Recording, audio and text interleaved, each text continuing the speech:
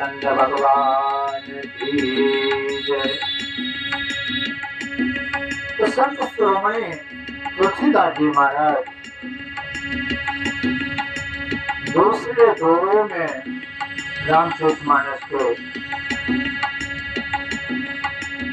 पृथ्वी के देवताओं का वर्णन करके संतों का वर्णन करते हैं। तो आओ चले, जो संतों का वर्णन है बड़ा ही दीप है।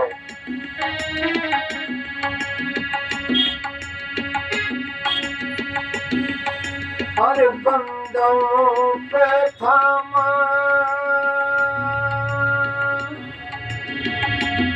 महेश्वर चरना, बंदों प्रथम महेश्वर चरना, और मोई जन के संचय जगुहरना, मोई जन के संचय जगुहरना।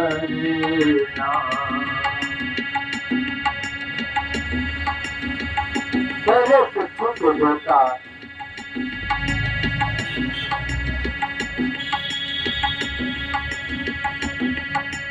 उन्हीं का वर्णन किया है। तो कहते हैं पृथ्वी के देवता कौन है?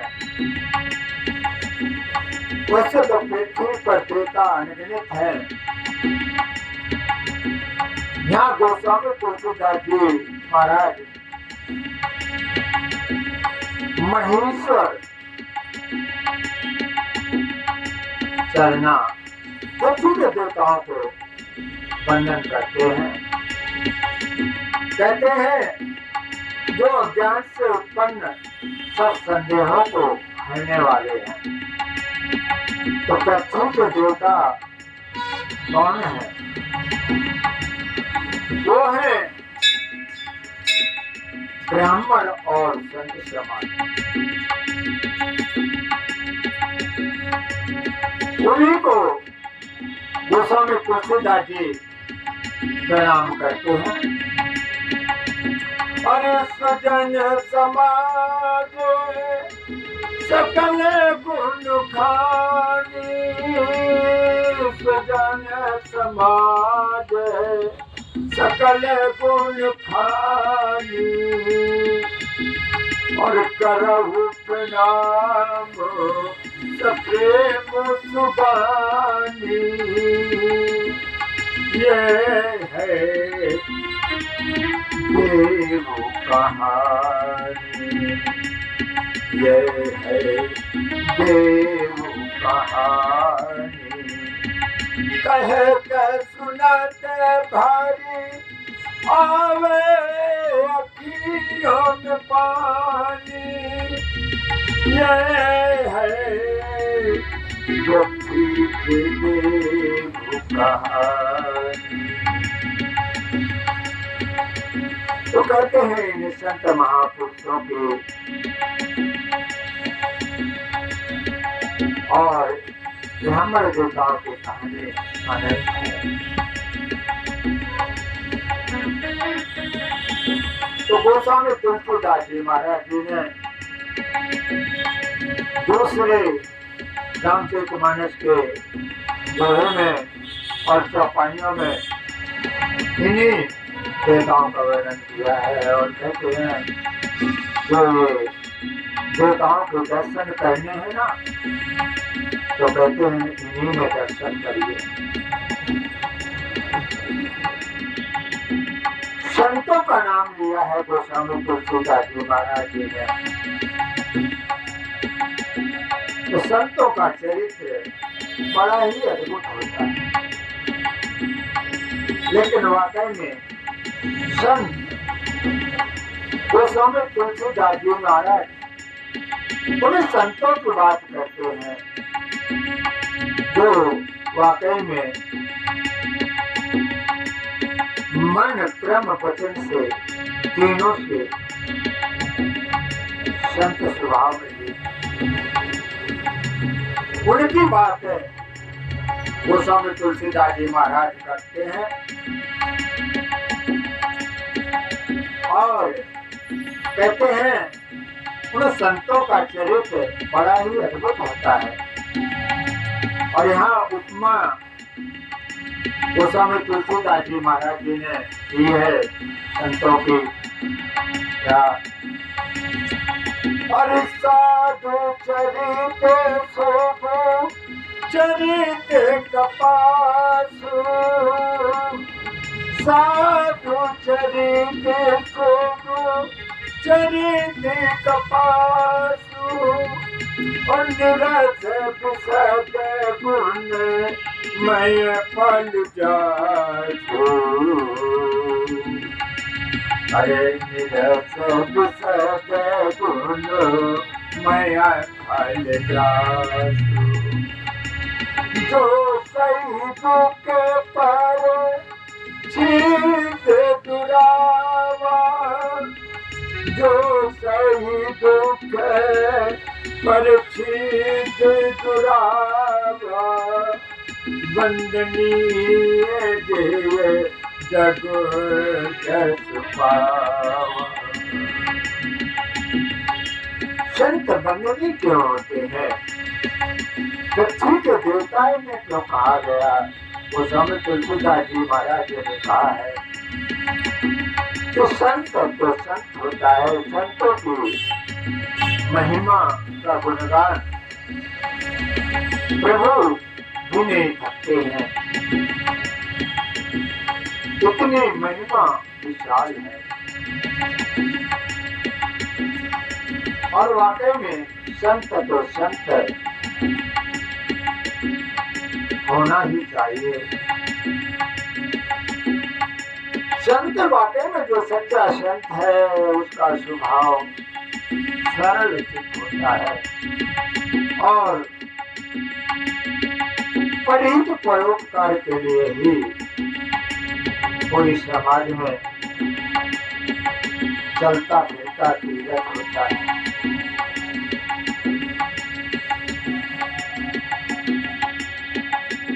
संत श्रोमणी तुलसीदास जी महाराज उन्हीं का वर्णन करते हैं। साधु चरित शोभो चरित कपासु, साधु संत की तुलना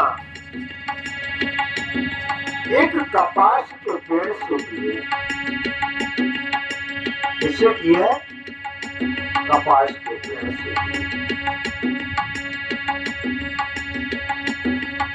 अब देखने में लगता है कि कपास का पेड़ और संत की तुलना, लेकिन गोस्वामी तुलसीदास जी महाराज उस कपास के माध्यम से संतों के गुणों का, संत महापुरुषों के गुणों का बखान कर रहे हैं कि संतों का चरित्र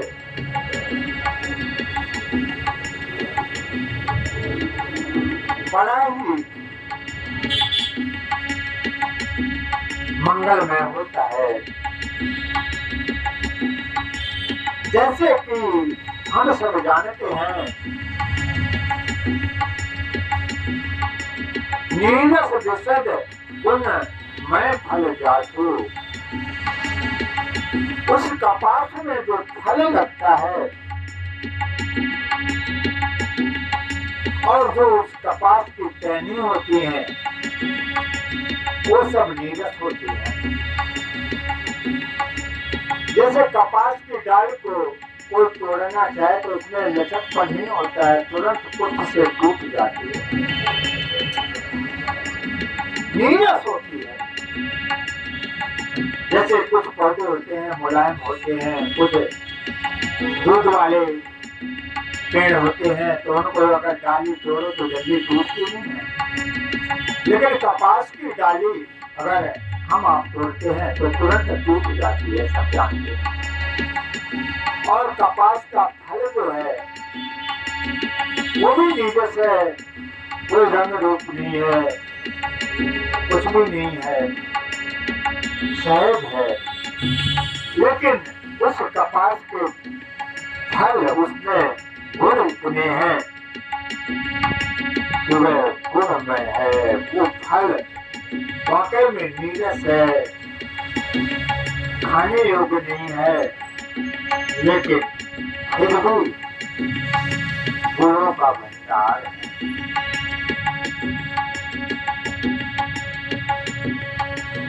तो कपास की जो टहनी होती है वो नीरस होती है। तो इसका मतलब क्या हुआ? इसका मतलब ये हुआ है जो वो संत शिरोमणि तुलसीदास जी महाराज संतों के चरित्र का जो वर्णन कर रहे हैं कि संतों का भी जीवन नीरस होता है। देखा होगा संत महात्मा बिल्कुल सरल सहज, पहनावा उड़ावा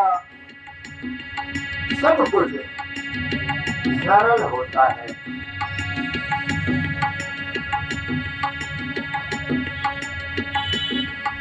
और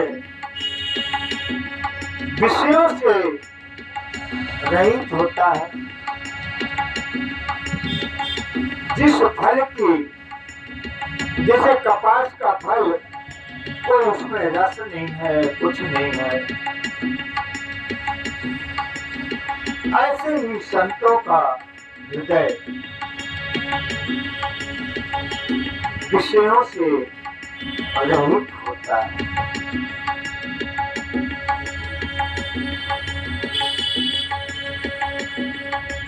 लेकिन उनमें जो गुण होते हैं, जैसे कपास में फल के गुण क्या है कि कपास के फल के अंदर सभी जानते हैं कि रूह के तंत्र एक श्वेत उज्जवल के रूप में विकसित होते हैं। तो गोस्वामी तुलसीदास जी महाराज यही कहना चाहते हैं कि संतों का हृदय ही ऐसे उज्जवल होता है, पावन होता है, कपास के तंत्रों के तरीके।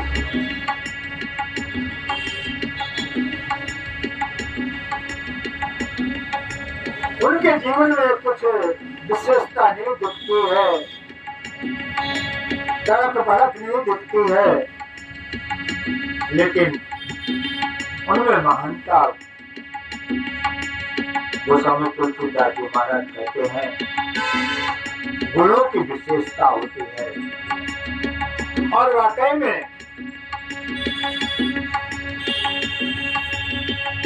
गुणों की ही महानता होनी चाहिए। रूप रंग की महानता काम नहीं आती है। अगर रूप रंग भगवान ने दिया है तो धन्यवाद, नहीं दिया तो धन्यवाद। जैसा भी है, लेकिन गुण उत्तम होने चाहिए। अगर गुण उत्तम नहीं है तो ऐसे रूप रंग का क्या फायदा?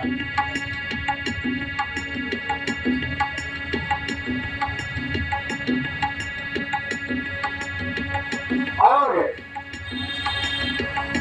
गोस्वामी तुलसीदास जी महाराज जी कहते हैं जो पनीत के लिए ही ऐसे संत महापुरुषों ने अपना जीवन धारण कर रखा है।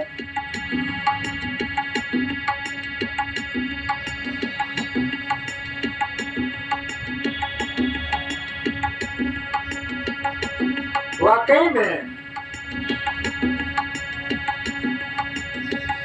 संत का जीवन परिहित परोपकार के लिए ही है। अगर उसमें भी कोई स्वार्थ है तो फिर संत कैसा?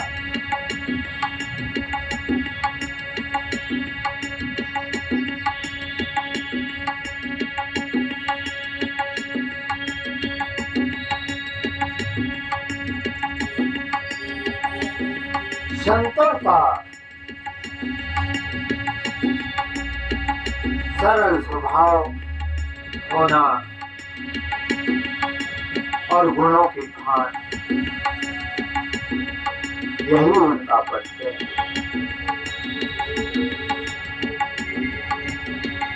जैसे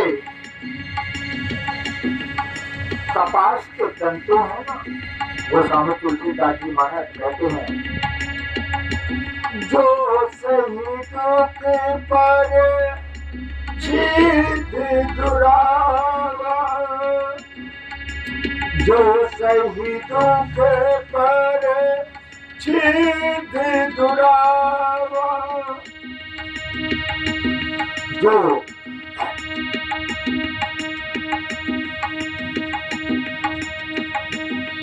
उन तंतुओं को इस तरीके से कपास के तंतु धुने और कटाई होती है, जुलाहा किस प्रकार से उसको कपास को धुनता है और धुन करके फिर उस कपास की रुई को धागा बनाता है,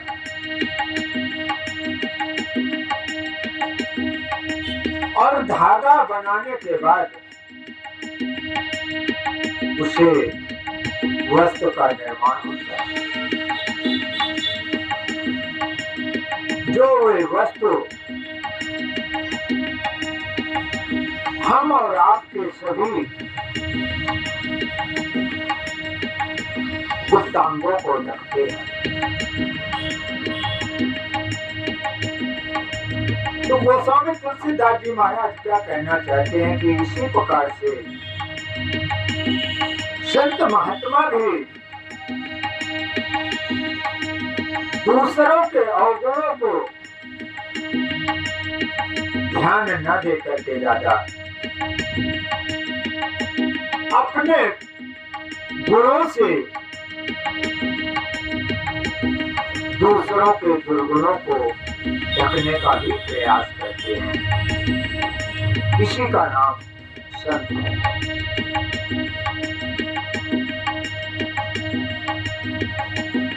संत भी बेचारे हमेशा यही कहते हैं, उनके पास दुर्जन भी जाता है, सज्जन भी जाता है, फिर भी वो सबको साधुवाद कहते हैं और आशीर्वाद प्रदान करते हैं। और अगर समझ में व्यवहार से आया ये व्यक्ति अगर दुर्जन है तो उसको प्रयास करते हैं अपने गुणों के द्वारा ढकने का, ताकि उसका भी मंगल हो जाए, और ढकने का प्रयास भी करते हैं।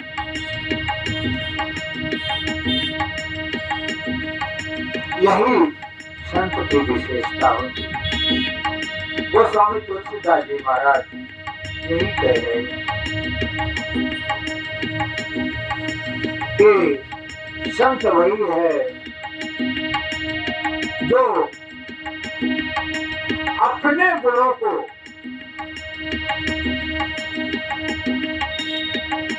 प्रवाह करे, दिखला दे, इसी का नाम है। जैसे गुलाब का फूल है या केवड़े का फूल है, दुर्गंधी के आसपास भी अगर रख दोगे तो वे अपने गुणों के कारण उस दुर्गंध को बचा करके अपनी सुगंधी वहां भी बिखेर देते हैं। इसी प्रकार से संत भी अपने गुणों के द्वारा दूसरों के अवगुणों को ढकने का प्रयास करते हैं। इसी का नाम संत है। गोस्वामी तुलसीदास जी महाराज ने संतों की तुलना कपास से की है कि अपना सब कुछ सह करके भी इसी वस्त्र बनता है और हमारे सबके गुप्तांगों को रखता है। संत भी इस समाज में संसार में सब कुछ सह करके भी परहित और परोपकार में लगे रहते हैं। इसी का नाम है संत।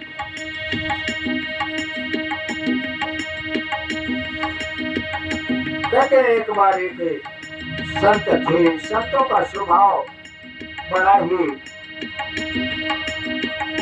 सरल होता है। उसको समझ पाना हम सबके बाहर है। कहते हैं एक बार एक संत नदी के किनारे पहुंचे स्नान के लिए और उस नदी में बेचारा एक भिक्षु बहा जा रहा था। तो संत जी ने जब देखा तो उन्होंने उस भिक्षु को अपने हाथ में से उसको जल से बाहर निकाला। संत का अपना स्वभाव था और भिक्षु का अपना स्वभाव था। भिक्षु ने अपने स्वभाव वश उस संत के हाथ में अपना प्रहार कर दिया। तो वो स्वभाव वश प्रहार कर दिया। संत ने फिर बाहर किया और वो भिक्षु जैसे डंक मारा तो संत के हाथ से फिर भिक्षु गिर गया। संत ने विचार किया कि इसका तो स्वभाव है डंक मारना, लेकिन अपना तो स्वभाव है परहित परोपकार करना। तो संत जी ने दोबारा से फिर हाथ बढ़ाया और उस भिक्षु को हाथ में रख करके बाहर निकालने लगे। स्वभाववश दोबारा भी भिक्षु ने फिर से डंक मारा। एक बार नहीं, दो बार नहीं, तीन बार नहीं, 4 बार ऐसा हो चुका। भिक्षु अपना स्वभाव से बस काम कर रहा था, साधु अपना स्वभाव कार्य कर रहा था। लेकिन वहां पर एक सज्जन व्यक्ति खड़े हुए थे। बोले महाराज जी, आप इन दुष्टों को बचाने का प्रयास कर रहे हो और आपको परिणाम फल क्या मिल रहा है? विचार नहीं किया आपने।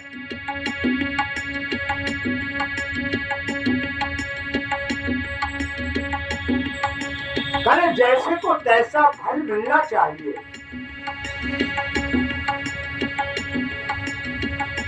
संत जी बोले, उस भिक्षु को फिर से 5वीं बार हाथ में लिया और झटके से उस भिक्षु को बाहर कर दिया। भिक्षु ने फिर डंक का प्रयास कर दिया। फिर संत जी ने जब भिक्षु बाहर हो गया तो वो जो भक्त कह रहे थे कि जो दुष्टों के साथ दुष्टता से का ही व्यवहार करना चाहिए। तो संत ने बड़ा मार्मिक उत्तर दिया जो हम सबके जीवन में उतारने लायक है कि भिक्षु तो अपने स्वभाववश, अपने गुणवश अपना काम कर रहा है।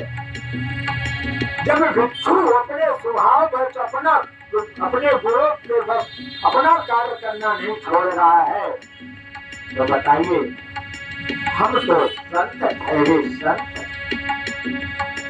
हम अपना कर्म कैसे छोड़ देते, कैसे बदल देते। इसलिए भिक्षु का काम था वो भिक्षु ने किया, और जो हमारा कर्म कार्य था हमने किया, और करना भी चाहिए।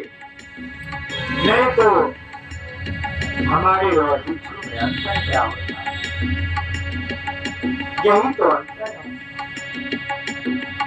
सज्जन सज्जनता का काम करता है, दुर्जन दुर्जनता का काम करता है। तो दुर्जन की दुर्जनता देख करके क्या हम अपनी सज्जनता को छोड़ दें? नहीं छोड़नी चाहिए। यही साधुता है। इसलिए हमने अपने गुणों को नहीं त्यागा है। जब दुष्ट आदमी अपने गुणों को नहीं त्याग सकता है, तो सज्जन व्यक्ति अपने सद्गुणों को कैसे त्याग सकता है? यही दुर्जन और सज्जन में अंतर है। वो महाराज जी जिन्होंने प्रश्न किया था, वो उन्हें संतों के चरणों में साष्टांग दंडवत करके प्रणाम करने लगे। धन्य हो आप जैसे संतों को, आप जैसे संतों के द्वारा ही ये सृष्टि अभी भी चल रही है, चलती रहेगी।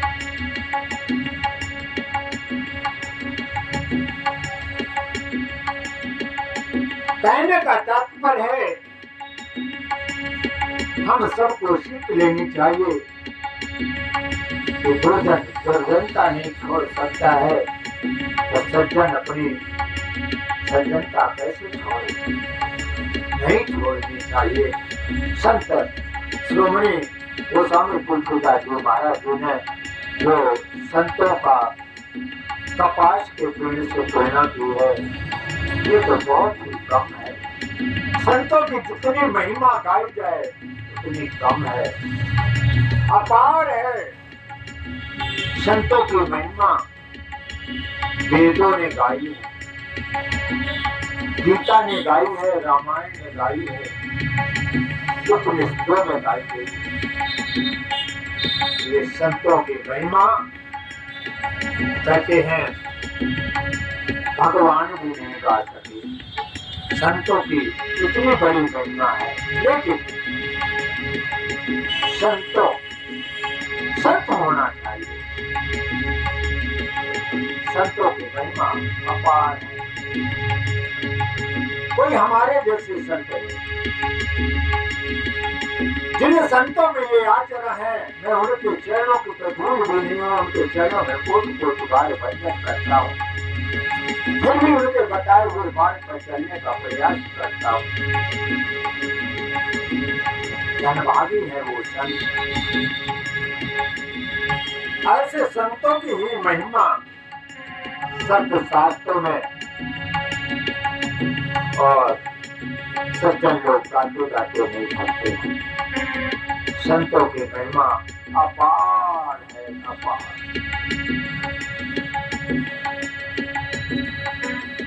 हरि साधु चरित शुभ चरित कपासु, साधु चरित शुभ चरित कपासु, निरस विसद गुण मय फल जासु, जो सही दुख पर छेद दुरावा, वंदनीय जग जस पावा। गोस्वामी तुलसीदास जी कहते हैं, संतों इस कारण से यश पाया है, इसी कारण से परिहित और परोपकार के कारण और गुण विशेषों के कारण ही संतों की महिमा अपार है, जिसको गाया नहीं जा सकता है। अरे मुनि मंगलमय संत समाज, मधु मंगलमय संत समाज, जो जग जंगम तीरथ राजो, जो जग जंगम तीरथ राजो। अरे राम भगति जासुरी सरधारा, सर सही ब्रह्म विचार प्रचारा। संतों के महिमा अपार है।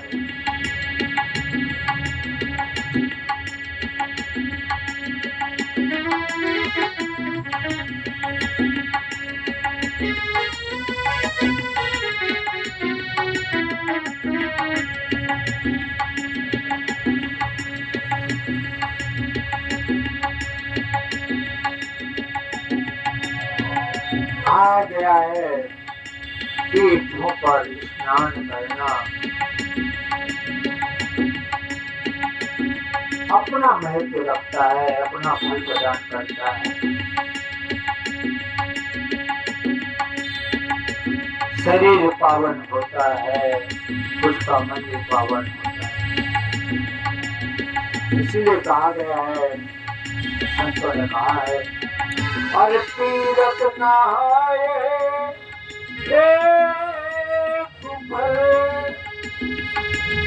और संत मिले फल चार,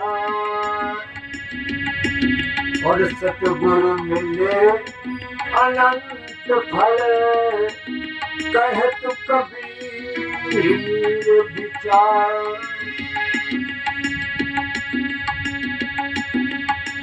कहते हैं जो हम तीर्थों को जाते हैं, दर्श स्पर्श करते हैं, उसका एक ही फल मिलता है। क्या फल मिलता है? कुछ हमारे पुण्य उदय होते हैं, विचार होते हैं। लेकिन अगर तीर्थों वगैरह में गए हैं, वहां पर कोई संत महात्मा पुरुष मिल जाए तो कहते हैं चार फल मिलते हैं। अगर सच्चा संत का संग मिल जाए तो चारों फलों की प्राप्ति होती है। वो चार फल कौन से हैं? धर्म, अर्थ, काम और मोक्ष। और कबीरदास जी तो महाराज जी यहाँ तक भी कहते हैं कि सदगुरु मिले अनंत फल, कहत कबीर विचार। अगर कहीं सदगुरु मिल जाए तो अनंत फलों की प्राप्ति होती है। अगर सदगुरु सच्चा मिल जाए तो समझ लो आपका यही लोक और परलोक दोनों सुधर जाते हैं, इसमें कोई संदेह नहीं। उन चार फलों की भी प्राप्ति होती है। लेकिन सदगुरु मिल जाए तो कहते हैं जन्मों से जो हम और आप भटक रहे हैं, वो जन्म मरण से भी मुक्ति मिल जाती है। अगर सदगुरु मिल जाए तो सदगुरु वाकई में है कौन? सदगुरु का मतलब यही है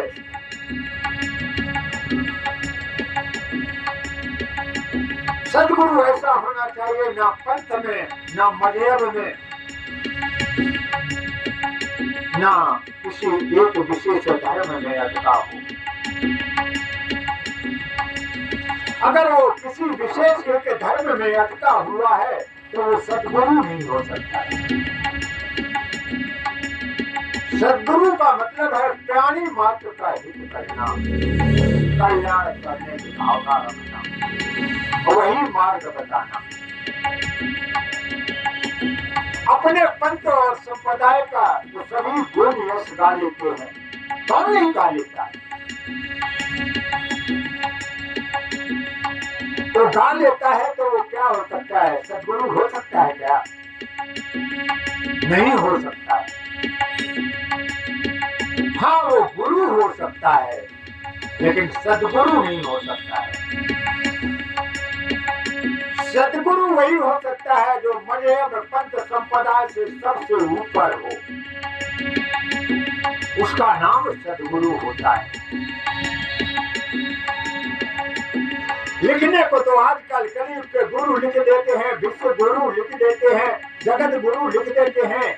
तो क्या जगत गुरु हो गए आप? क्या विश्व गुरु हो गए?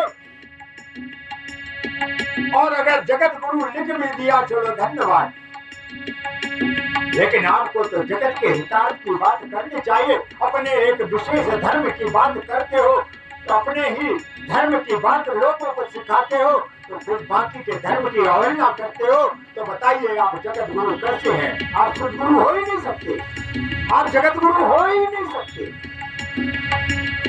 आप विश्व गुरु हो ही नहीं सकते। विश्व गुरु वही हो सकता है जो प्राणी मात्र की, जीव मात्र की हित चाहता हो। और वाकई में ऐसा जगत गुरु एक ही है। वो कौन सा है? कलयुग के गुरुओं से मेरी प्रार्थना है, जरा ध्यान देंगे। गुरु तो बहुत है और गुरु गिने नहीं जा सकते हैं। जिसने जो कुछ जिसको कार्य सिखा दिया वो उस चीज का गुरु हो गया, तो कौन सी बड़ी बात है। लेकिन सद्गुरु कैसा होना चाहिए? जगत गुरु कैसा होना चाहिए? वो ऐसा होना चाहिए कैसा, जो प्राणी मार्ग की हितार्थ की बात करता है, कोई धर्म मजहब पंथ की बात नहीं करता है। और वो श्रीमद् भगवद गीता में आता है।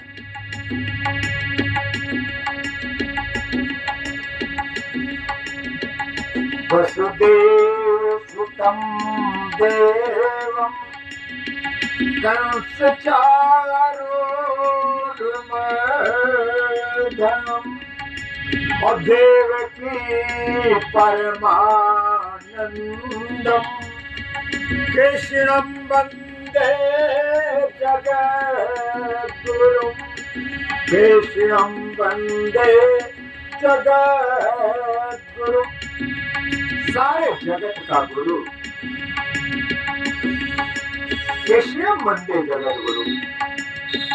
और भगवान श्री कृष्ण ने कहा भी है, गीता पढ़ करके देखिए, वो किसी मजहब पंथ की बात नहीं करते हैं। लेकिन आज कल के जगत गुरु लिखते हैं, बात किसकी करते हैं? हिंदू की करते हैं, मुसलमानों की बुराई करते, सिखों की बुराई करते, ईसाइयों की बुराई करते हैं। तो बताइए आप जगत गुरु कैसे हो सकते हैं? क्यों पाखंड फैलाते हो? क्यों समाज को हमारे पाखंड में लगाते हो? चलो परमात्मा के पास तुम्हें भी जाना पड़ेगा और हमें भी जाना पड़ेगा। आप जगत गुरु लिखते हो, जगत गुरु बनते हो, तो जगत के हितार्थ की बात करिए। क्या हिंदू और मुस्लिम फैला रखा है? क्या सिख और ईसाई फैला रखा है? अगर तू जगत गुरु है तो मैं दावे के साथ कहता हूँ कि तुझे ये मजहब पंथ में भेद में लटकना नहीं चाहिए और मजहब पंथ की बात ही नहीं करनी चाहिए। हमारे भगवान श्री कृष्ण ने नहीं की है मजहब पंथ की बात, उन्होंने प्राणी मात्र के हितार्थ की बात की है। इसको कहते हैं जगत गुरु। इसलिए मैं कलयुगी गुरुओं से प्रार्थना करता हूँ, सावधान हो जाइए, नहीं तो नरकों में भी ठिकाना नहीं मिलेगा। आप जगत गुरु बनते हैं, आप खाली ओनली फॉर गुरु बन सकते हैं, जगत गुरु नहीं हो सकते। और कलयुग में तो जगत गुरुओं की लाइन लगी है, 10-20 के नाम तो मैं भी ना लूंगा। जिसको देखो जगत गुरु, जगत गुरु हो तुम। प्राणी मात्र की बात करिए। लोग सनातन धर्म की बात करते, सनातन की परिभाषा नहीं जानते। सनातन होता क्या है? सनातन जो प्राणी मात्र को जोड़ता है, जीव मात्र को जोड़ता है, उसका नाम सनातन है। और वही है जो कभी मिटता नहीं है, अमृत है।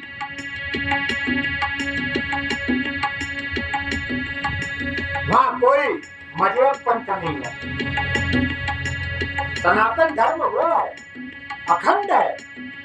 उसको खंड करते हो धूम भरो चिल्लू भर पानी में। जो हमारे सनातन धर्म को खंडित करते हैं, सनातन धर्म की परिभाषा भी नहीं जानते हैं और कहते हैं हम सनातनी हैं। कैसे हो तुम सनातनी? सनातन प्रेम सिखाता है, जोड़ता है, तोड़ता नहीं है। इसका नाम सनातन है।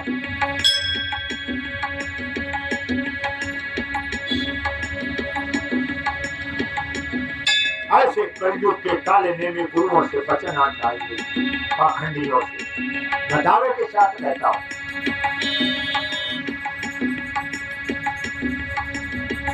जो मजहब पंथ में लगाते हैं, धर्म में नहीं लगाते, भगवान में नहीं लगाते हैं, अपने आप में लगाते हैं, तो ये कलयुग के काले नेमी गुरु हैं। इसमें कोई संदेह नहीं है। और आगे कहा भी गया है, कलयुग में ऐसे गुरुओं की लाइन लगी होगी, लाइन, और लाइन लगी हुई है। आज जिसको देखो वो कहता है मैंने गुरु कर रखा है, मैंने गुरु कर रखा है। 80% भारत की जनता गुरु किए हुए है, लेकिन कल्याण 80 लोगों का नहीं हो रहा है। क्यों नहीं हो रहा है? कारण क्या है? विचार करो। ना तो असत्य पर चलो, ना चलने की प्रेरणा किसी को दो। धर्म को दुकानदारी मत बनाओ, धर्म को धर्म ही रहने दो। धर्म में भी अधर्म फैलाते हैं लोग।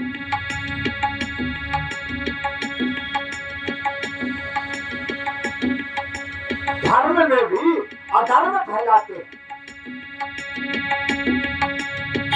आजकल एक रिवाज चला है, गले में पट्टा डाल लो गेरुए रंग का और बस बोलो जय श्री राम और उठा के पत्थर पड़ोसी की बिल्डिंग में मारो। यही राम सिखाता है क्या हमारा?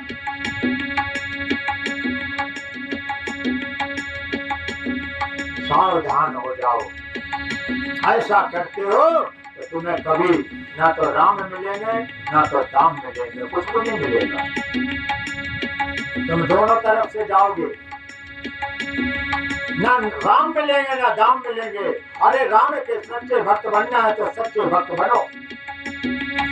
किसी नेता के चक्कर में मत आओ कि 500 रुपये दे देगा तो जय श्री राम कहोगे और पड़ोसी के मकान में पत्थर फेंकोगे। इससे तुम्हारा राम भला नहीं करेगा, तुम्हारा सत्यानाश करेगा। सावधान हो जाइए। भगवान के भक्त बनने हैं तो सच्चे भक्त बनिए।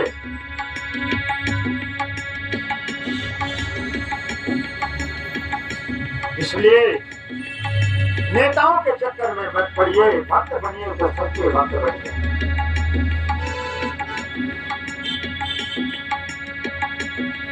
मैं तो कहना चाहता हूँ, आज भारतवर्ष में कोई ऐसा व्यक्ति नहीं दिख रहा है जो प्रभु को ना मानता हो, परमात्मा को ना मानता हो।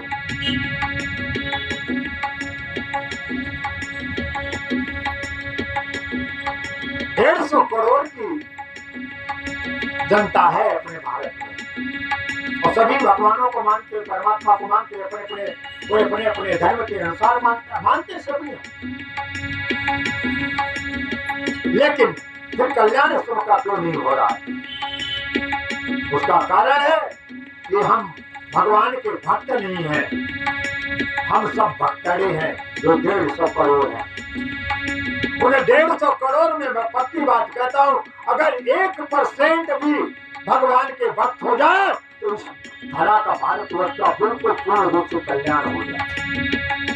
1%, 1% का मतलब क्या हुआ समझे?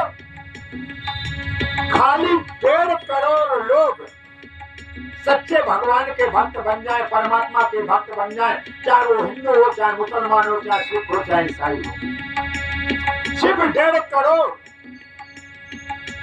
तो ये भारत में अपने राम राज आ सकता है। अब 1.5 करोड़ का मतलब क्या हुआ समझते हो? 1.5 करोड़, इसके मतलब 1% मैंने कहा तो 100 करोड़ में 100 आदमी में 1 आदमी मिल जाए। और भगवान का भक्त वाकई में 100 आदमियों में 1 आदमी मिलना मुश्किल है। आप लैंप लेकर ढूंढ लीजिए, लेकिन वो 99 वो भी भक्त दिखाई दे रहे, लेकिन उसमें एक ही भक्त है। जो भी वो, विचार करो।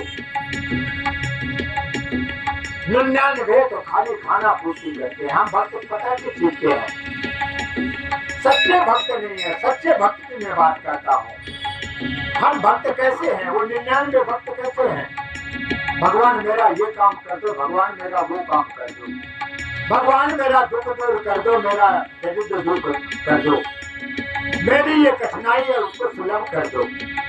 बस इसी चीज के हम भगवान के भक्त हैं। वो 100 में 99 इसी चीज के भक्त हैं। तो बताइए, विचार करिए, क्या ये सच्चे भक्त हैं?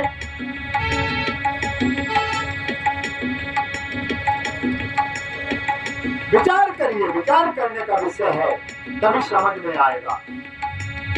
ये 99 भी भक्तड़े हैं, भक्त नहीं है। भक्त तो कोई एक है, इसीलिए वो 99 का काम चल रहा है आज भी। भक्त की तो खाली एक ही आस होनी चाहिए, परमात्मा की। इसके बाद दूसरी कोई आस ही नहीं है। और परमात्मा की ही तरफ होनी चाहिए, परमात्मा की लगन होनी चाहिए, और ऐसी तरफ होनी चाहिए जैसे जल के बिना मछली तड़पती है, ऐसे भगवान के बिना उस भक्त को तड़पना चाहिए। इसका नाम भक्ति है।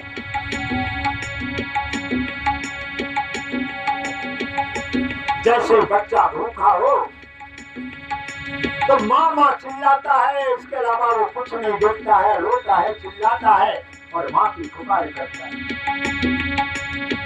फिर होता क्या है परिणाम? सभी जानते हैं कि माँ चाहे जितना बड़ा कार्य कर रही हो, उससे रहा नहीं जाता है, दौड़ करके उसे रोते हुए बच्चे को गले लगा देती है।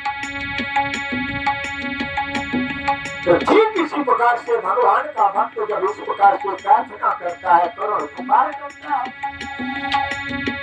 तो भगवान फिर नंगे पैर दौड़ते हैं। सत्य शास्त्र प्रमाण है।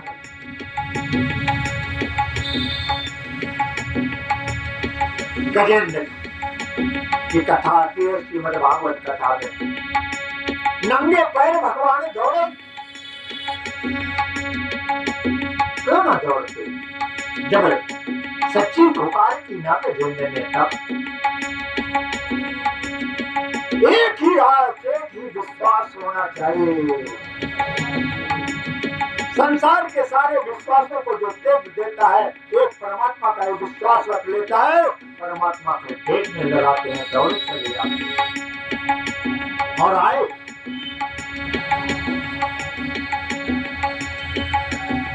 महाभारत में आपने पर्व में देखा है कि द्रौपदी के 5 पति थे, और एक से एक धनुधारी, एक से एक बलशाली, लेकिन एक भी काम न आए।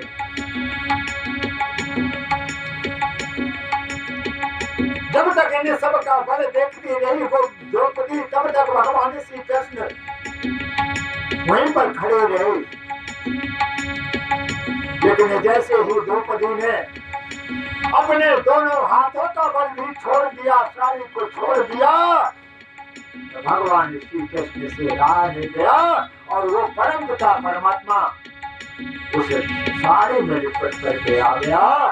खाली आपको जो किसी तरीके से शरणागत होना है भगवान के, देखो भगवान मदद करते हैं कि नहीं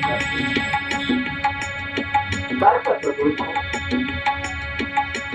लेकिन हम सिलेंडर होना नहीं चाहते हैं, भगवान के भक्तड़े बनना चाहते हैं, भक्त बनते ही नहीं है। जैसे हमारे बुजुर्गों ने कहा है कि हम तो इतने बड़े बेशरम हो गए हैं कि लाख जूता पड़े लेकिन फिर भी तमाशा घुस करके देखेंगे, लाख दुखों से ठोकरें खा रहे हैं लेकिन परमात्मा के खाने पूर्ति भर के लिए करेंगे क्या? धूप दिखा दो, अगरबत्ती दिखा दो, राम राम कर दो, बस अरे बस हो गया, भगवान के हम हो गए। तो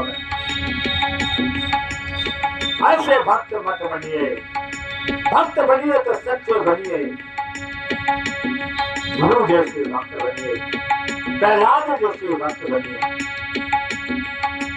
द्रौपदी जैसे भक्त बनिए, मीरा जैसे भक्त बनिए। देखो भगवान आते हैं, भगवान कल भी आए थे और आज भी आते हैं, इसमें संदेह नहीं है। हमें विश्वास होना चाहिए, श्रद्धा होनी चाहिए। संत शिरोमणि तुलसीदास जी महाराज जी जो यहाँ प्रार्थना की है, पहले दोहे में गुरुओं की वंदना की है, दूसरे में महेश्वर पृथ्वी के देवताओं की वंदना की है। पृथ्वी के देवता है कौन? पृथ्वी के देवता यही संत जन है, महापुरुष है। और पंडित जी उन्होंने कहा है कि ब्राह्मण लोग भी है। तो मैं कहता हूँ जो वाकई में वेद शास्त्रों को पढ़े हुए और उस पर वाकई में धर्म की मर्यादा पर चलने वाले हैं, उन ब्राह्मणों को भी मेरा प्रणाम। यही गुरु देवता है।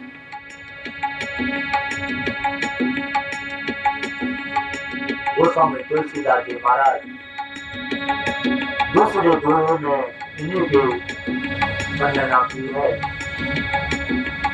और कहते हैं कथाओं का आदि और अंत नहीं होता है। शेष शारदा नहीं गा सकते हैं और हम और आप क्या गा सकते हैं। इसलिए भगवान की लीलाएं अनंत हैं। हरि अनंत हरि कथा अनंता, हरि अनंत हरि कथा अनंता। और कहते सुनते बहु विदिशा भूषणता, कहते सुनते बहु विदिशा भूषणता। जय सिया राम जय जय सिया राम, जय सिया राम जय जय सिया राम। बोलो आनंद कंद भगवान की।